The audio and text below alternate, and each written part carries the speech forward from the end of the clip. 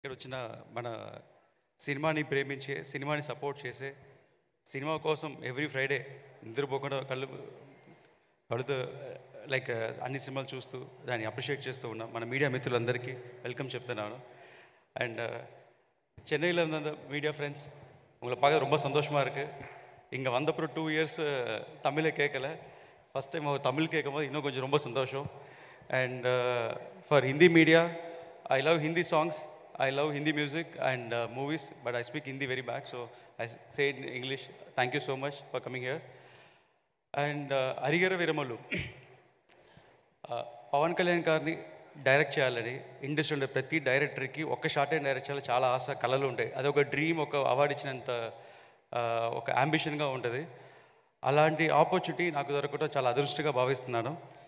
And ముందుగా ఇది ఎలా నాకు స్టార్ట్ అయింది, దీనికి మొత్తం హరిహర వీరమల్లుకి ఈ వీరమల్లు క్యారెక్టర్ అండ్ ఈ డిజైన్ చేసింది, ప్రాజెక్ట్ డిజైన్ చేసింది, దీని బేసు ఒక స్ట్రాంగ్ ఫౌండేషన్ వేసింది క్రిష్ గారు.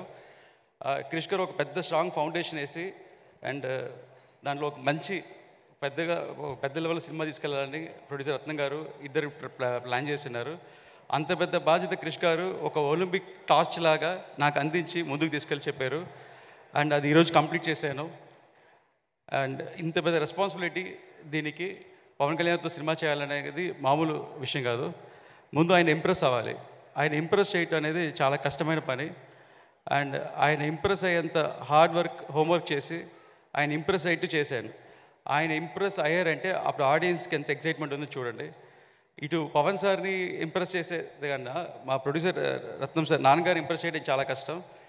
ఆయనకి నచ్చితే 10 గుర్రాలకి 100 గుర్రాలు ఇస్తారు, లేదా అసలు లొకేషన్ పర్మిషన్ కూడా ఒక 1000 క్వశ్చన్స్ అడుగుతారు.